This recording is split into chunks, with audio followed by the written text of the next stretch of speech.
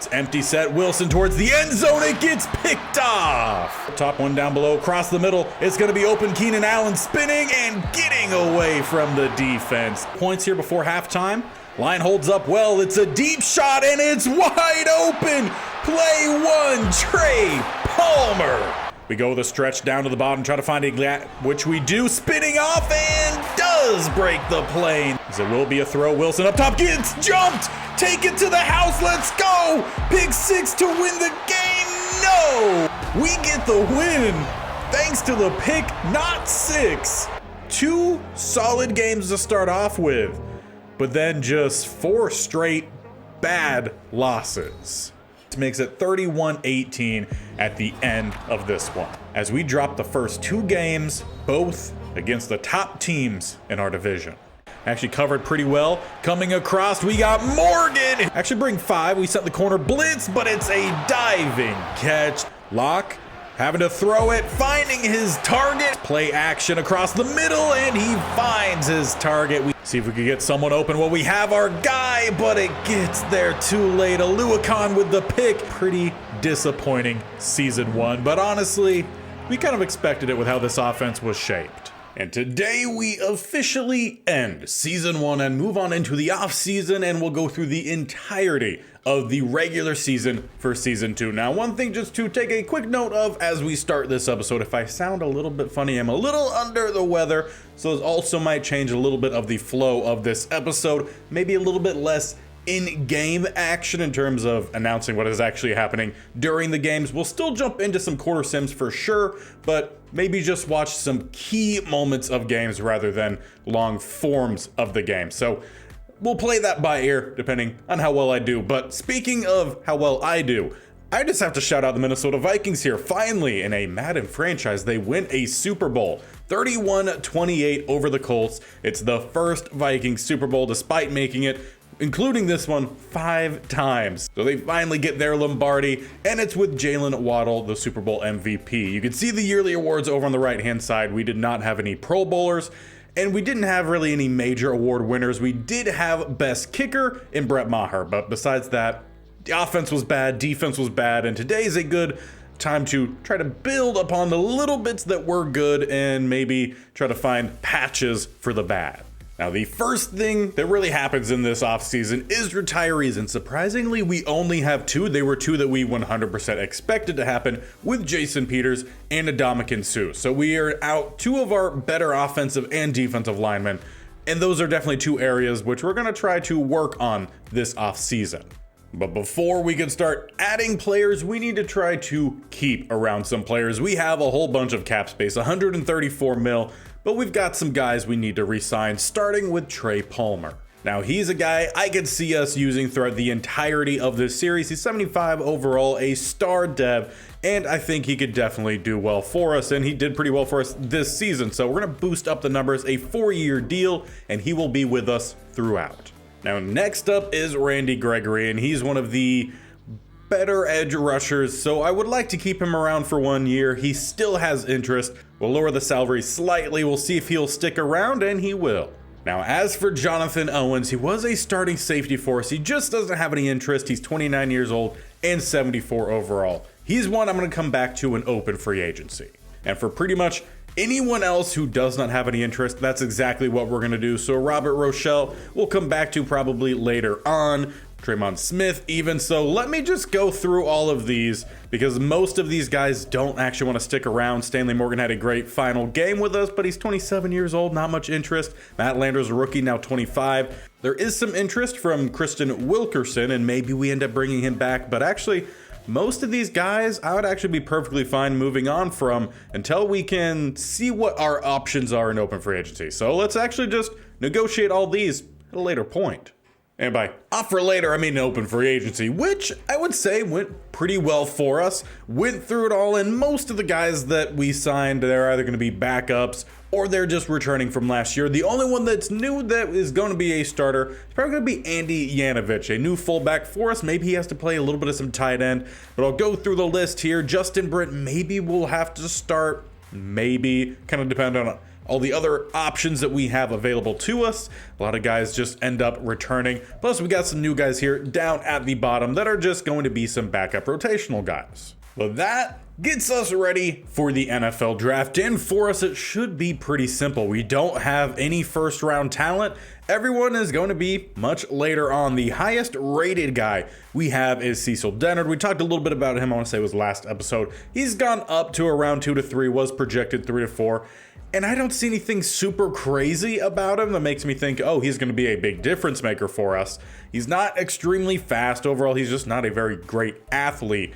He struggles catching the ball, but he has some deep route running, a little bit of some blocking ability, some really good spec catch. But overall, just drafting receivers can be very confusing because sometimes the C's and the D's, those ratings aren't actually that bad, and then sometimes they are really bad. Now, what is concerning about Dennard is he does have F injury, and that could be extremely low. I've seen someone who was a amazing looking talent have 36 injuries, so hopefully he ends up not having that and he can make a big impact for our offense. On top of that, there is Khalid Bryant, who I definitely want to pick up. He's a potential undrafted, but a day 3 talent, and he does look really intriguing. He's a field general out of Missouri, 5'11", 221. He's pretty small quarterback, but he has the ability to run around a little bit. If he does, we will see, but the accuracies really don't look that bad. A for short, B for medium and deep. Now the throw on the run isn't very good. Throw under pressure, not too bad. Break sack, not good at all. So he's very much what seems to be a pocket passer. But I think the accuracies might be starting caliber for us at least. And those are really the only 2 draftable guys I feel like we have on the offensive side. Defensive side, there are a couple defensive linemen. There's Caleb Dawson, who did go down from a projected 3 to 4 to a day 3, and he only really has some finesse moves, maybe a little bit of some block shed, but we could use some help for the defensive line or even edge rush. And there's also Assad Rivers, who is an interior pass rusher, who also went down. Talent, projected undrafted, day 3 talent. We'll still probably bring him in, but there is nothing that seems going to be all too impactful, at least from the face of it. Maybe one of these guys ends up actually being really good, but that is what we have for this draft. And considering that we traded away our first round pick to bring in Greenlaw, I think it all ends up working out just fine. We have a very impactful middle linebacker, and we don't have to pick to the second round, which is fine by me because we really don't have anyone really until that second round. So with this spot, essentially we would have to go after Cecil Dennard. He's going to be the highest projected guy. He is around talent of 2 to 3, probably closer to that 3. But I would hate to miss out on some opportunities. So we could go with Dennard here, then maybe go with Dawson, then Rivers, and then hopefully the quarterback. That's kind of the ultimate game plan. We'll see if it ends up falling that way. So Cecil Dennard, our first draftee, is a normal dev with 88 speed, 89 acceleration, a little bit of some jumping, a little bit of some change of direction. We'll see where he fits in best.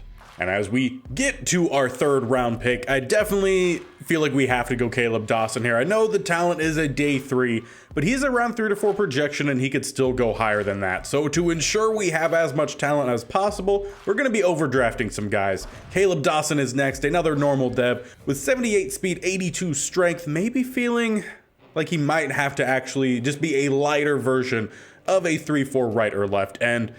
Does kind of remind me of a certain guy, Robbie Thomas, we had in the previous challenge. Now, in the 4th round here, we do not have a 5th round pick.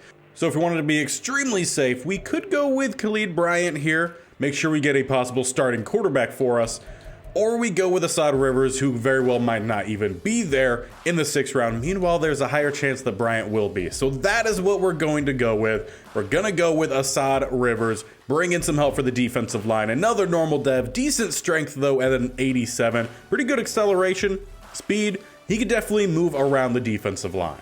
And once again, I accidentally skipped a pick, but luckily he was on the top of our board. So in the 6th round, we do select Khalid Bryant. It's just, I guess, a little bit more of a mystery as to how good he actually is. And now with our final selection here late on in the 7th, did not skip it. We only have 3 guys on our board, and who looks to be the best is a running back in Deion Andrews. We struggled at running back last year. He's a power back, 5'11", 228, 23 years old out of Southern Arkansas. he actually runs decently well for a power back with good bench reps, 25 to 27. All in all, pretty decent athlete there. We don't know a whole lot about him. Catching could either be solid or really bad. What we do know is he has some ball carrier vision and some break tackle. Carrying can be a bit iffy. Either way, probably the best option we have here for us, and trading for a future 7 probably isn't going to help us out too much. So Deion Andrews, the final pick here, is a normal dev with 88 speed, 91 acceleration, and 81 strength. And that leaves us with a fairly decent draft class for what we all had the option of picking up. We'll start with Cecil Dennard, who is a 72. Again, he's that normal dev. He has really good short route running, and deep isn't too bad with solid release. He very well might find himself as a starting receiver on the outside whenever we go to the nickel set. Outside of that, it's still probably going to be Palmer as one of the main guys there, plus Treylon Burks. But what is really good about Dennard, and something we should not understate here, 99 spec catch. So he might actually perform really well, and the catching being, I think it was a D? Not all too bad, it's a 77. We'll see how that ends up correlating. His injury is a 79, so that's something that might affect his career. Everyone else past this point is going to be below 70 overall, as it's Caleb Dawson next, and we'll see where we end up playing him. And yeah, he has the finesse moves, but not much else behind that. Not super fast either, nor strong. So we'll have to kind of play his position by ear, but he shouldn't have much of any injury concerns, as it's a 97. As for the other defensive lineman we picked up in Rivers, he's a 64 true, but he is getting a boost up to a 65, and he has some power rush, but the finesse actually is not very good. And again, if I'm remembering correctly, the block shed was a D, and the power moves and finesse were both C's, so something doesn't match up there. But he's definitely going to be playing one of the DT or left or right end spots. Definitely not an outside linebacker, that one's for sure. And we'll go with Deion Andrews next. We'll save the quarterback for last. Andrews is a 65, again a true 64. And, you know, a pretty well-balanced running back here. Not too much hands, but he very much reminds me of Ty Barlow from the Panthers franchise that we picked off the practice squad of the Chargers. Very similar looking guy here. We'll see if he's able to help out this group at all. But lastly, possibly your new starting quarterback. It is Khalid Bryant, a 67 normal dev. I was hoping he was going to be hidden, considering he did have a higher talent rating than his projected. But he is a normal dev, and accuracies really aren't too bad. Decent throw power there too at a 90, 79 speed. He can move around a little bit. Injury at an 88. Carrying is really bad though, so definitely not going to be looking to have him scramble much. Break sack also not too good. We need to put a good offensive line around him by the looks of it, but he very well might earn some playing time this season. And actually, with some morale affecting Drew Lock, Khalid Bryant's actually the highest rated quarterback we have. Now let's compare their true quarterback rating. So throw power, essentially the same. Bryant slightly has the edge. Much better short accuracy with Bryant, though again, we're seeing some morale affect Drew Lock. So let's just see how much that's actually affecting his rating. So taking things down by about 2 or 1 each. So even without that being taken down, Bryant does have the better short accuracy. He has the better medium by about a point, and has the better deep accuracy by about 3 points. So it's very much looking like we give this to Khalid Bryant. Now, in terms of how everyone else is starting the rest of the starting lineup, outside of Bryant, Batty is going to be the primary running back this year, just across the board, as we're sticking with the young guys. So only one of our running backs from last year has stuck around. So Roundtree, as well as the rookie and Andrews, they're going to be the backups. Receivers, main guys are going to be Burks and Palmer. We are going to have Dennard be that third option. The next option is going to be Landers, who was kind of in that third starting spot last year. Offensive line for the most part is basically the same. The only new addition is Britt. He slides to right tackle. We'll see how well he could do. It's not a super strong offensive line by any means, but outside of one center, there's no one we can really trade for. And we will talk about a trade in a second. As for the tight ends, Albert O remains the starter with Stoll the backup, and then Carter's going to play tight end 3/backup fullback, as we do have Andy Yanovich now as fullback. For the defensive side, we're going to switch around the defensive line a good bit this season. In the base packages, Watts, Collins, and Wise Jr. are going to be the starters because they're the best run stoppers. As for the edge rush, it's going to be Gregory and Flowers. Linebackers, Greenlaw and David. Basically the same box that we really had last year. As for the corners, Taylor Britt and Evans, primary starters at corner, with Ford going to be that slot. Safeties, we're probably going to see a change. That is a group I think we can make a trade for. But as for the specialists, this is what it's going to look like. And as mentioned, Batty, the primary running back, Dennard, going to be the slot receiver, Ford the slot corner. And then we're switching around the defensive line. So Dawson, the rookie, is going to get the start at rush left end. He doesn't have much block shedding, but he has good rush ability. So we'll see how well he can do there. And the opposite side is going to be Gregory. Down the middle, Wise and Collins, with the next guy out, Agent. We'll see if he ends up getting much of any time out there. And then the sub backers, Greenlaw and David, with Cole backing up. Now, as I mentioned, I think we can make an improvement, and it would be at strong safety. However, that would take a first-round pick. So before we wanted to pull any triggers there, we needed to take a look at the class we have available to us. And there are only 12 players. Of those 12, 5 are draftable. You have 2 day 3 receivers in Raekwon Hood out of Arkansas and Denzel Sheldon out of Missouri. Then going down, that's it for the offense. You then go to the defensive line for Paul Gardner out of Missouri, a day 3 prospect, then outside linebacker and Dante Bowman out of Southern Arkansas, another day 3. The highest projected player we have is a linebacker in Kendrick Steffens out of Arkansas. He's 5'11", 232. He's around 2 to 3 projections, so we do not need a first round pick. So I would like to use that. Past him, it's just some potential undrafteds. Now, it's a good thing that we do have Steffens, as I definitely expect David to retire after this year. So it gives us some good flexibility and maybe someone that could directly step into that role. But for the most part, it's not a very strong class once again. So the move I would like to make would be for Kareem Curl at strong safety. He's an 85 overall, a star dev. The coverages don't really look fantastic, but he seems to be a pretty good box safety. I like some box safeties. And at worst case, he very well could also just maybe even slide down, play a little bit of linebacker if we need, or sub linebacker, all depending on things that happen in the future. But definitely he would come in and be a much higher overall for us at starting strong safety. Now, we know we could offer up the 1. Right now, they're saying no trade packages available. I just want to see what their interest is if we do put in our 1, which is currently projected to be the first selection. So to make sure they don't just straight up take it, I'm also going to ask for, I don't know, let's toss in a 3 or so here. See where that puts us with the number 1. And okay, well, apparently I could have maybe got a little bit more. But we're going to get a starting safety as well as a 3rd round pick. I'll take it. But of course, to make room for him on the roster, we do need to make a cut, and that's going to be George Odom. He's 30 years old, 71. We have Gillespie right behind, who's a 69. So that's not going to be much of a step down, plus we get a good bit younger. So we will be releasing Odom. And now that has us ready for the start of season 2, and we won't be jumping into this first game because we have 2 back-to-back, at least maybe even more after week 3.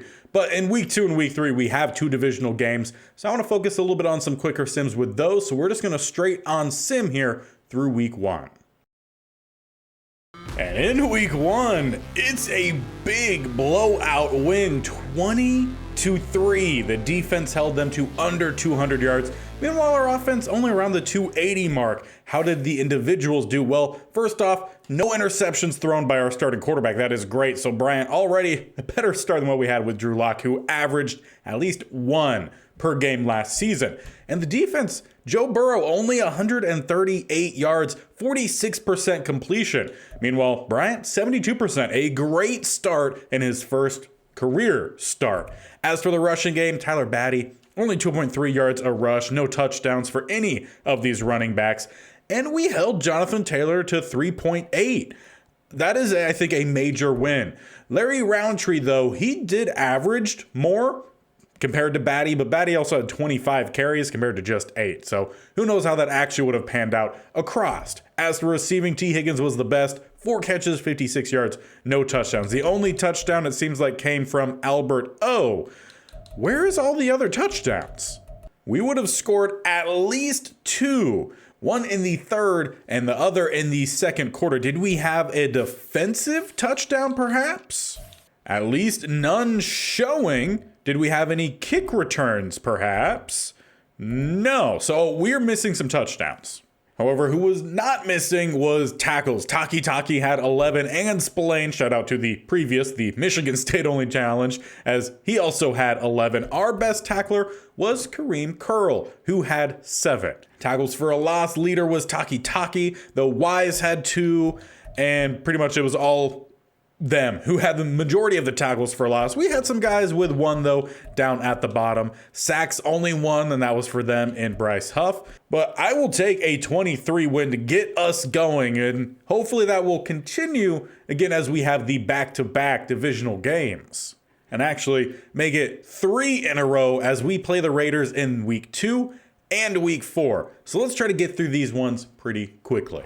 Now the first Raiders game is at home, and it's another home rain game. Feel like we see a lot of those as the Raiders strike first and the only one to strike in that first quarter. They lead 3-0. They'll get a touchdown. We drive down the field, another touchdown, so 10-7, and that will hold to halftime. As we get through the third quarter, look to maybe take a lead here perhaps, or a pretty defensive game until we give up a touchdown as a field goal. As the fourth quarter hits, it's a touchdown game. That a little bit more accurate, as it's 13-7, though they're in plus territory inside the 40, knocked away by David. 3rd and 5, they get 10 from Eric Oakley. And we'll probably jump in if it's a drive later on as a pick by David. That definitely saves the day here. Now, can we get a good drive from our offense? Primarily running with some short passing. That's the name of the game as we find Dennard, the rookie receiver. First draftee of this series, then Palmer with 8. 2nd and 2, we get 7 to Batty. It's a slightly improved offense, though the overall is not very much improved as it's 3rd and 10. 4th and 2, I would love for us to go for it here. So we'll be jumping in a little bit ahead of schedule as it's a strong set. We're going Andy Yanovich right down the middle, who will pick up that first down. Now, can we just keep that going? We're about 4 minutes left in this one. A touchdown plus the point after would put us ahead by a point. As we go the stretch up top, got a lead block. Bursting through is Batty, who slides off the next and is down inside the 35. 17 rushes, 66 yards. Not too bad, as we then followed up with a split backfield. As we hand it off to one of the new backups in Roundtree, he loses 5. So following a play where we had tremendous blocking, we had awful blocking. Leaves us behind the chains here. 2nd and 15. We got 3 tight ends down to the bottom. Rookie Bryant trying to step up, deliver a ball to the camera guy. And unfortunate for the Raiders, they will lose one of their defenders injured on that play. But we are still well behind the chains. 3rd and 15. Going deep downfield towards the back corner and knocked away from Palmer. Well, can Brett Maher hit this field goal then to make it a field goal game under 3 minutes left? Hold down, kick is up. It's got the power. It's got the accuracy. We will draw it closer, but now we need the defense to stand.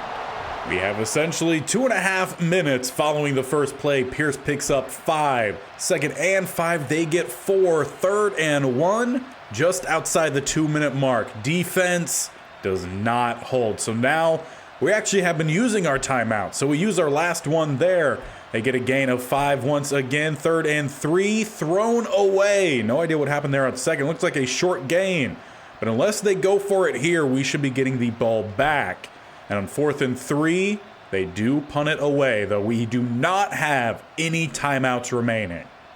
Trying to start this season 2-0, 1-0 in division against the Raiders. Double A gap look for them. Will be a throw. Bryant from the pocket up top and just not quite accurate enough. His day not very clean. 11 of 21, just over 100 yards. However, it did show he threw a touchdown. So there's that, the one and only touchdown we've had today. As we need some big plays here. How about the left guard not get destroyed off the snap? Murphy's been hitting the bags and very much hitting our guard. Leaves 3rd and 16. As we're sitting in the pocket, rolling down to the bottom and throwing it away. Not exactly what you want to see there. Winning football doesn't typically mean that on 3rd and long in a must-win drive, you throw it away for a 4th and 16. Either way, that's what we're going to have here as we motion out Batty. With time ticking off the play clock, we get it off just in time. Need a first down somewhere as we have our guy, but the hit takes all the power off the throw, and we don't get the tackle. It will be a pick 6 to Fred Warner. So unless some sort of craziness happens under a minute left with no timeouts, we are down 10. We are running the ball, knocked away by Douglas, 3rd and 6, then thrown away, 4th and 6, thrown away. That will do it for us in this first game against the Raiders. We had the chance. We had the opportunity. That's all you could really ask for. We just did not do what we needed to. So let's move on to the next divisional game. And that'll be an away game against the Chargers, as it's 2 quick scores. We're in the lead now and hold it through the end of the first quarter, 7-3. As we get through the second quarter, holding so far pretty defensive, though they get a big play to take the lead, and that will not hold through half. We get a touchdown with a few seconds remaining, 14-10. So already, the offense seems to be moving a little bit here. As we get through the third quarter, it's a very clean drive. It just ends with a 3-point lead. As we hit the fourth quarter, we'll slow down once again. And a sack coming in for Greenlaw. Gotta love to see it. Bringing up 3rd and 10, and they get 10. Just enough for the first down. Then 9 more to Singletary, 2nd and 1. Penalty will back him up on Quinn Miners. Make it 2nd and 11. They get 2 by Bailey Zappi, the quarterback. Interesting. 3rd and 9, a penalty backing them up, make it 3rd and 14, and they throw it away. So defense, with some help, and the special teams getting the block on the kick, will leave us only down 3 points. We need a good drive as Bryant scrambles here, picking up 6. 2nd and 4, a penalty then on McGovern. A lot of penalties happening in this one, as why not tack on another one. 2nd and 19, we then lose 2 yards on a rush. 3rd and 21, we get 14. Kind of want to go for it. Obviously, it's a little bit risky, but we're still down 3 points here. 4th and 7 at the 46. Hard count, no one moves. We got some play action, some deep routes, some crossing routes. Well, how about if the tight end decided to go to the outside instead of stopping? Maybe we would have had something. Instead, I throw another pick with a rookie quarterback. This one goes to Eric Kendricks. So perhaps I just need to stop throwing with him and just let the team do what the team does. As they pick up a first down, then thrown away by Zappi. 2nd and 10. They lose 3 yards with Pollard. 3rd and 13. We hold them to another field goal attempt. This time we don't block it. Gano is good, and it's another 6-point ball game late on in one of these games. And we throw an interception the very next play. Well, that one got away from us late on here, as it's now 26-14.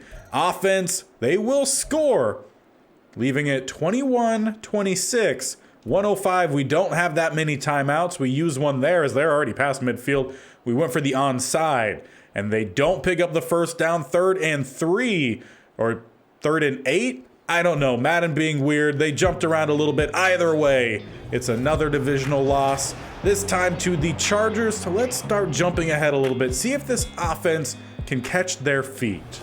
And up to the trade deadline, we still haven't got to see all too much positivity, but we did get another win against the Browns, 20-7. So when we are getting wins, we're only giving up 1 score and we're scoring 20 points. That seems to be pretty consistent. But also through this first stretch, not only were we swept by the Raiders, we were also swept by the Chargers. So all we have left are the Broncos, and we played them in week 8, and then once again in week 17. So the scheduling, not fantastic. So we're going to have to do really well outside of division from what it looks like to crawl back into maybe any sort of playoff hope. And we're just going to have to hope that the rest of the AFC isn't doing all too well, because right now our division well in hand, as the Chargers have begun 7-0. The Broncos, they're number 2. They are 5-2. So if we could pull off a win, that would be great. The Raiders, they sit 3-3. So already losing to the number 1 team and the number 3 team, swept by both. Not looking too positive for the division, which is typically the easiest way to get to the playoffs. So we need to do well outside and see what all of our options are moving forward. And considering we are in the trade deadline, we need to also see if maybe we need to make some moves to help us in the future. So let's see an update on our draft class. Well, we have basically all the information on the 2 receivers, and there's some good play with them, but there's also a lot to be concerned about. And this is with both. With Raekwon Hood, you have good catch in traffic, you have good release, but the catching and the route running not as clean, though he is 6'3", 224. It's pretty good size. As for Denzel Sheldon, really good catch in traffic and good hands, but the route running and the release are really bad. He is a slot guy, so it kind of fits. Now, we don't have much of the information on our top guy in Kendrick Steffens, but we have a good range, and he's definitely not looking like a do-it-all linebacker, as the block shedding is C to F, but the coverage A to C for zone at least, so there's some good. Could he step in and be a day 1 starter, or do we need to look for other opportunities that we could bring in maybe right now? That is more so what the next step I think we have. As for Dante Bowman, he's a speed rusher, so we'll have to jump in and actually see what his skill set looks like. And I said speed rusher, right? Yeah.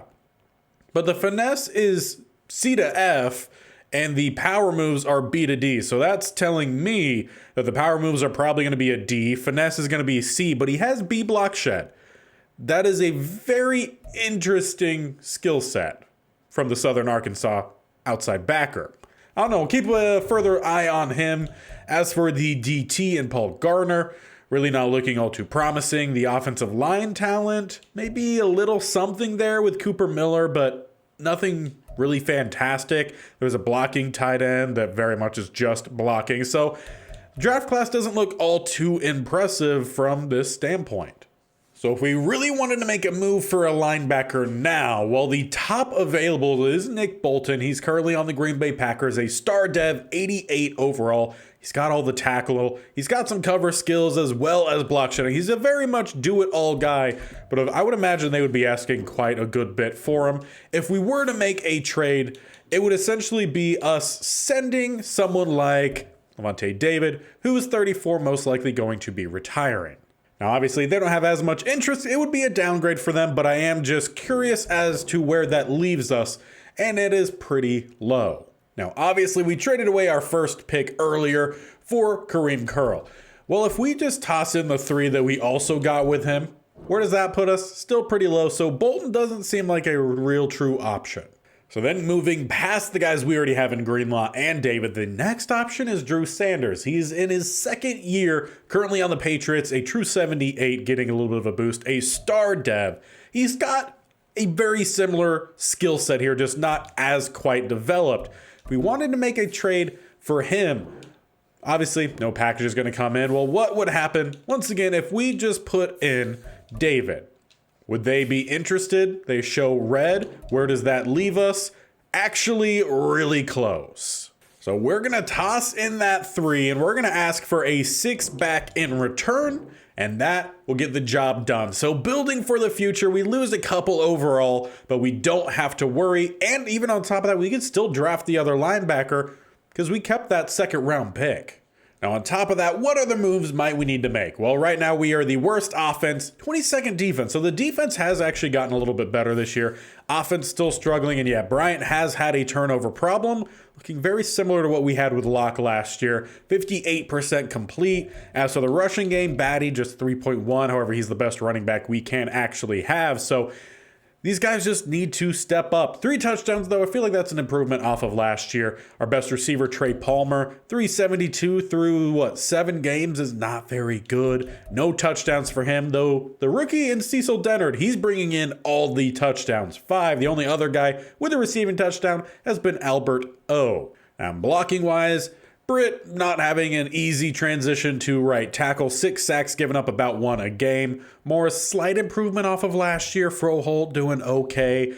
Gates, he's had to step in because actually we did have an injury for one of our offensive linemen. We'll have to double check, but we are missing one of our normal starters. And Cam Jurgens doing pretty solid. As for the defense, Greenlaw is leading us with 58 tackles, behind him Kareem Curl. We probably had David in between those two. Tackles for a loss, Wise has had 6, but he does not have any sacks. Greenlaw 5, and he has more sacks than Wise. Armin Watts 5 tackles for a loss, not bad considering he's only a half-time starter. Collins 4. All in all, I mean, all right. Dawson 3 with 1.5 sacks. Again, not a full-time starter. We're just not getting very many sacks at all. We have gotten a few interceptions, though our leader is Drew Sanders, who we just traded for. So hopefully he's going to provide a big spark to this defense. Greenlaw has had 2, Curl 1, and Taylor Britt with 1.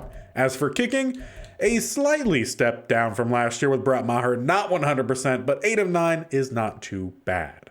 So with that addition, let's get through a little bit more the next quarter of the season and see where that leaves us.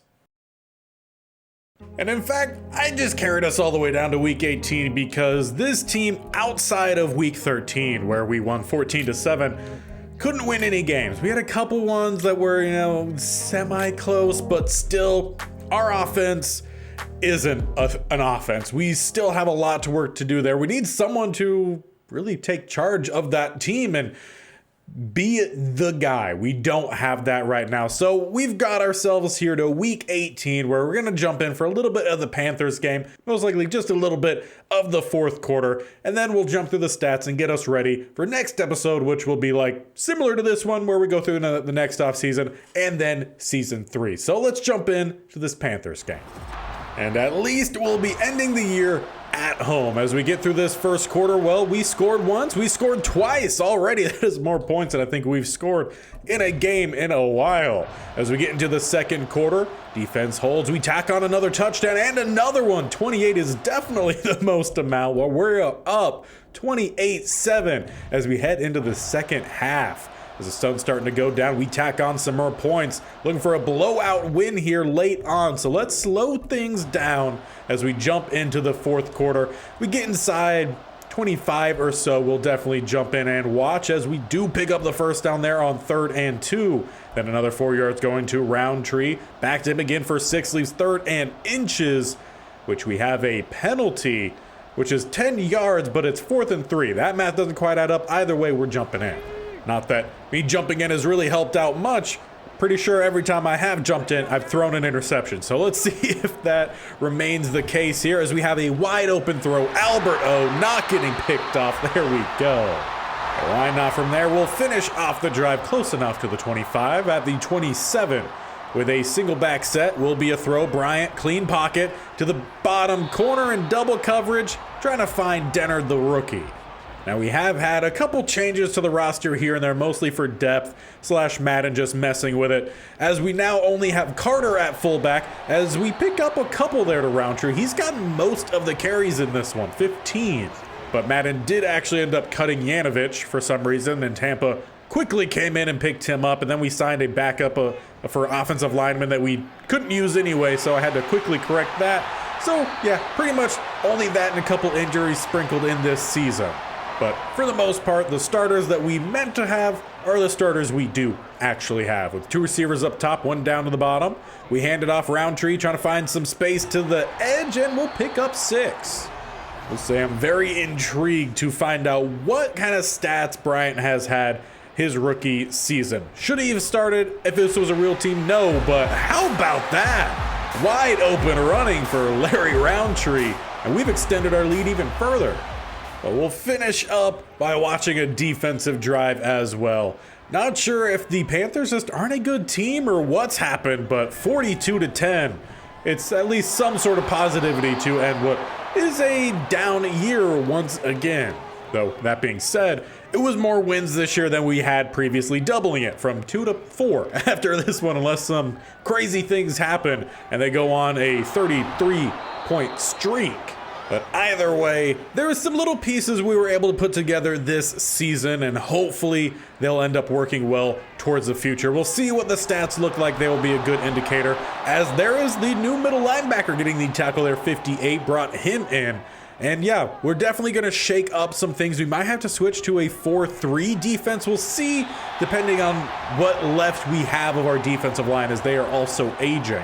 But we have ourselves a 3rd and 7 here, which we have the double A gap look. Gonna bring the heater back into coverage. We will only send 4.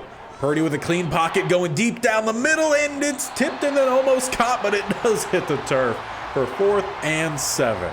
And with that, they do decide to punt, so we essentially have ourselves a 2-minute drive here, though I wonder if we're going to be running it primarily. We hand it off, and it is Batty who's picking up 5. Actually, no, check that. Andrews. Thought it said 36. It's not 26. Either way, it looks like we're getting some of the backups, some playtime here in the final week, and yeah, fittingly so, considering how the starters, at least most of them, played this year. With a stretch down the bottom, we pick up a couple more, leaving 3rd and 2. And with time expiring here, would like to pick up 1 more first down, then see what we could do with the time remaining. 13 seconds, let's call a timeout. See if we can find some more points here with about 2 plays or so.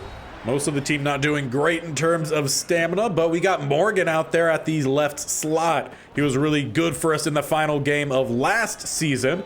But coming across, we had Torre wide open, but a bad throw from Bryant. And with that, maybe 2 more plays left, depending on how quick we could get this second one. As we have some deep, some medium. And once again, we're going to go to our guy in Morgan with the catch down. We call our second timeout. We got 3 seconds, a shot for the end zone. And it will be from a spread empty. We got Burks and Roundtree to the left, Toure, Morgan, Stoll to the right. Can we at least find someone with a little bit of some space? Well, Roundtree has the step. It's launched and it's through the hands of Roundtree. Well, that is a fitting end. Should have been a touchdown, but should have been a slightly better year than what we had. But the team still has a lot of building to do, and hopefully we find that guy on both sides to really become the key part of this team, make some big plays, and help elevate us to at least playoff hopefuls. But as we normally do, let's finish off by taking a look at the stats. Well, Bryant really didn't have any sort of dramatic play this season. He was just over 2,500 passing yards, 15 touchdowns, 16 interceptions. He completed 61% of his throws. Lott got in there for a couple throws. He actually did throw a touchdown at one point, but it just wasn't that great of a year from Bryant. In the rushing game, Batty a slightly improved year, 3 yards a carry, 5 touchdowns, which didn't improve really much from that midway point. Roundtree, in his limited carries, he did have 2 fumbles, only 255 yards, 2.8 yards a carry, nothing spectacular. Bryant did run for 2 more touchdowns, so his net total on the year was 1 more touchdown than turnover, which really isn't all that great. The rookie only got a few carries, though did get 2 touchdowns out of it, so that's always great. Receiving wise, Trey Palmer was our leading receiver, 54 catches, 724 yards. He averaged 13.4 a catch, 45.3 a game, though no touchdowns throughout the whole season. And as we saw at the midway point, it was still Cecil Dennard who was our leading touchdown reception guy with 8. Burks did have 3. Batty had 2, 1 from Roundtree, and Jack Stoll even got 1. But really, there's no one separating themselves here on defense. We have number 2, maybe even number 3 receivers, but none that are really that guy. So a lot of work to do with the offense, though I would very much would like to see, potentially, if we have the availability to do it, what this offense can do behind a much improved offensive line. Justin Britt did not have a good season, gave up more than a sack a game. Morris had 9, so he improved this year, second year at left tackle. Gates, he had to play a good bit this season due to injuries. He gave up 7 sacks. Froholt played pretty much the entire season, if not the entire season. Only 6, so not bad. And Larry Borum did have to play some as well, and in his limited playtime, it was not good. 5 sacks given up. Juergens played well. McGovern only played half the year, but only gave up 2 sacks. So maybe we'll say that's about 4 or so. All in all, it was just not a good offensive line. Defensively, though, we still had 2 players in the 100-plus tackles. Greenlaw, 135. Andrew Sanders, 102.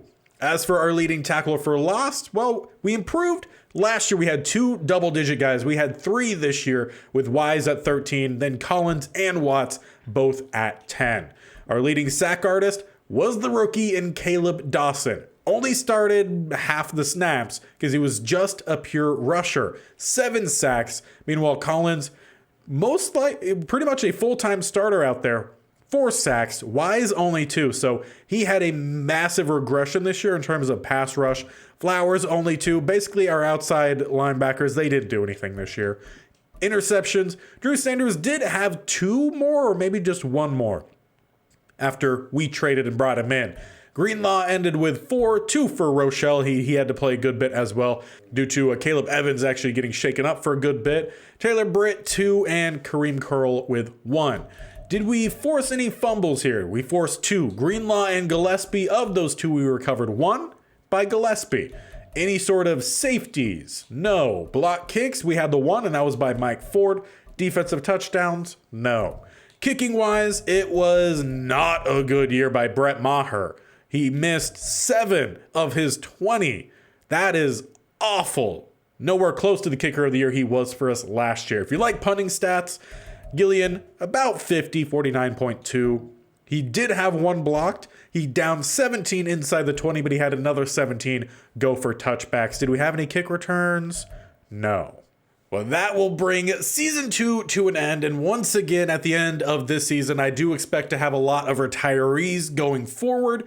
And we're going to have to probably go away from the draft, use the picks to try to bring as high of talent in as possible. That might be the only way to fully shape this team in the limited time we have, as only 3 seasons left to win a Super Bowl, and we've won a combined 6 games in 2 years. So a lot of work to do, which we will get doing next time. This series out every single Wednesday and Saturday. Plus, we have the traditional franchise with the Panthers every single Monday, Tuesday, Thursday, Friday. So make sure you stick around and hit that bell icon on the bottom right or scroll down, hit the sub button if you have not already. And while you're down there, tap the bell icon so you're notified of when these videos go live. 6 videos every single week, and we typically get a little bit more game action in these ones. Just, again, with me a little bit under the weather, we had to change up a little bit. I appreciate you guys sitting through and a slightly changed format for this series, and hopefully next time we'll get back to the normal flow. A little bit more game action to further